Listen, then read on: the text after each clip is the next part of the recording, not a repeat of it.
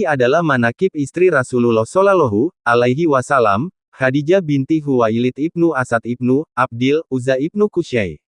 Pada nama Qusay, kakeknya yang keempat, nasabnya Khadijah bertemu dengan Rasulullah Shallallahu Alaihi Wasallam.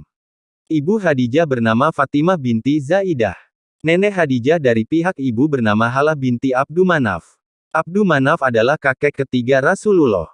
Jadi, dari pihak ayah maupun ibu, Rasulullah dan Khadijah memiliki hubungan kekerabatan yang dekat. Ayah Khadijah, Khuwailid, terkenal sebagai lelaki yang cerdas, kaya, terhormat, berakhlak mulia, jujur dan bisa dipercaya. Khadijah juga memiliki saudara sepupu bernama Warakah ibnu Naufal ibnu Asad, salah satu dari 4 orang Arab yang menolak penyembahan berhala oleh kaum Quraisy. Salah seorang dari mereka berkata, kaum kita telah menyalahi agama Ibrahim, leluhur mereka sendiri. Mereka menyembah batu yang tidak mendengar dan tidak melihat, yang tidak mendatangkan manfaat maupun bahaya. Kita harus mencari agama yang benar.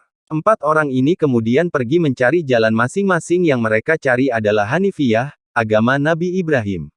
Setelah pencarian sekian lama, Warakah akhirnya memeluk agama Nasrani dan mempelajarinya. Warakah pun kemudian dianggap sebagai salah satu dari sedikit orang yang paling mengetahui ajaran-ajaran agama Nasrani di masanya. Uraian singkat di atas menunjukkan bahwa Khadijah adalah bagian dari keluarga yang memiliki garis keturunan paling terhormat dari suku Quraisy. Keluarganya itu terkenal dengan akhlak mulia dan sikap beragama yang jauh dari perbuatan mengumbar nafsu. Khadijah lahir 15 tahun sebelum Rasulullah. Khadijah muda adalah seorang gadis yang cantik parasnya dan baik perilakunya. Suami pertamanya adalah Abu Halah an-Nabasi ibnu Zurarah at-Taimi. Pernikahan ini berakhir ketika Abu Halah wafat meninggalkan 2 anak laki-laki, yakni Hindun dan Halah. Khadijah kemudian menikah lagi dengan Atik ibnu Aits al-Mahzumi.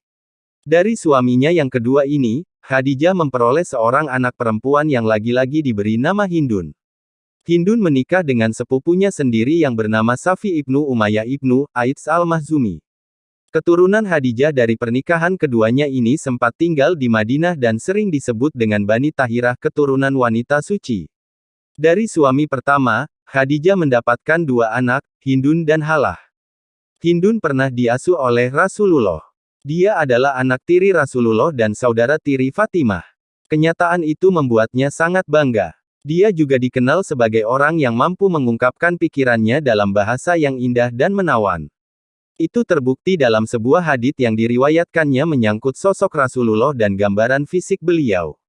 Mengenai Halah, ada sebuah riwayat yang menceritakan bahwa dia pernah mendatangi Rasulullah yang sedang tidur. Sesaat setelah terbangun, Rasulullah memeluk Halah sambil berseru, "Halah! Halah!" Barangkali 3 orang ini, Hindun perempuan, Hindun laki-laki dan Halah, yang dimaksud oleh Aisyah dengan sahabat-sahabat Khadijah. Dalam sebuah hadits disebutkan Rasulullah Shallallahu Alaihi Wasallam bersabda, "Aku tidak pernah merasa cemburu kepada seorang wanita sebesar rasa cemburuku pada Khadijah. Aku tidak pernah melihatnya, tetapi Rasulullah sering menyebut namanya.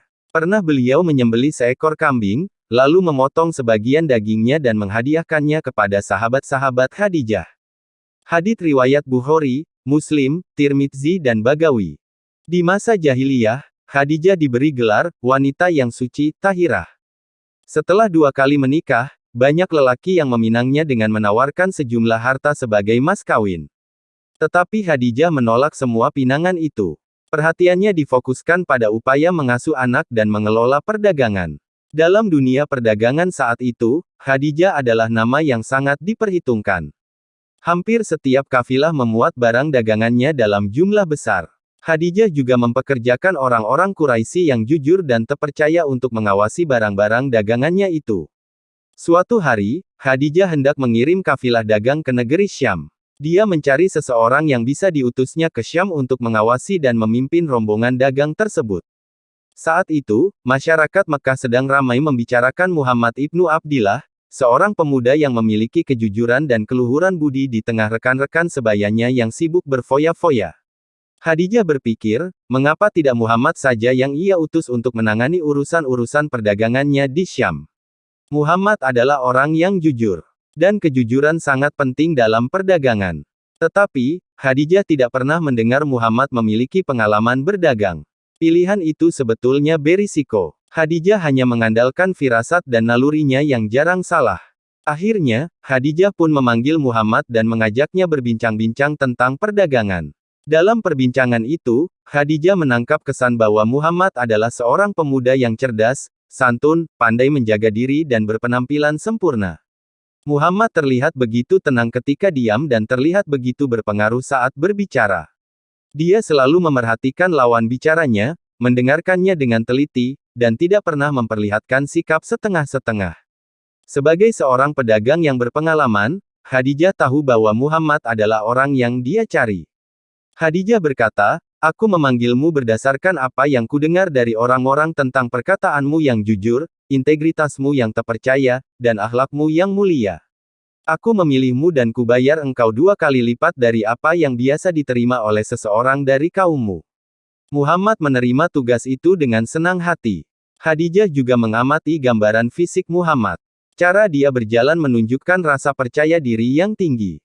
Posturnya seimbang, tidak terlalu pendek dan tidak terlalu tinggi, tidak terlalu gemuk dan tidak pula terlalu kurus. Khadijah juga ingat bahwa selama berbincang dengannya, Muhammad selalu menundukkan mukanya. Hanya sekali, seingatnya, Muhammad mengangkat mukanya, yaitu ketika Khadijah menawarkan tugas menjalankan urusan perdagangan di Syam. Saat itu, Muhammad tersenyum, mengangkat mukanya sedikit dan mengucapkan terima kasih, lalu kembali menunduk. Muhammad memiliki kening yang lebar, dagu yang lepas dan leher yang jenjang. Dadanya bidang, matanya indah dan lebar dengan bola mata yang hitam pekat. Giginya putih cemerlang. Agak mengherankan bahwa Khadijah memerhatikan semua itu. Ketampanan dan kegagahan Muhammad memang mampu memikat banyak gadis. Tetapi, bukankah Khadijah memanggilnya untuk urusan bisnis? Tampaknya, Khadijah tertarik pada pribadi pemuda ini. Alangkah lembutnya keindahan yang dipancarkan wajah Muhammad. Alangkah indahnya senyum tipis yang menghias bibirnya. Khadijah merasa bahwa apa yang ramai dibicarakan penduduk Mekah tentang Muhammad bukan isapan jempol belaka. Setelah menerima tugas dari Khadijah, Muhammad bergegas menemui pamannya, Abu Talib, untuk menceritakan tawaran kerja yang baru saja diterimanya. Abu Talib turut bergembira. Dia berkata, "Ini adalah rezeki yang Allah berikan kepadamu." Bersambung tunggu episode berikutnya.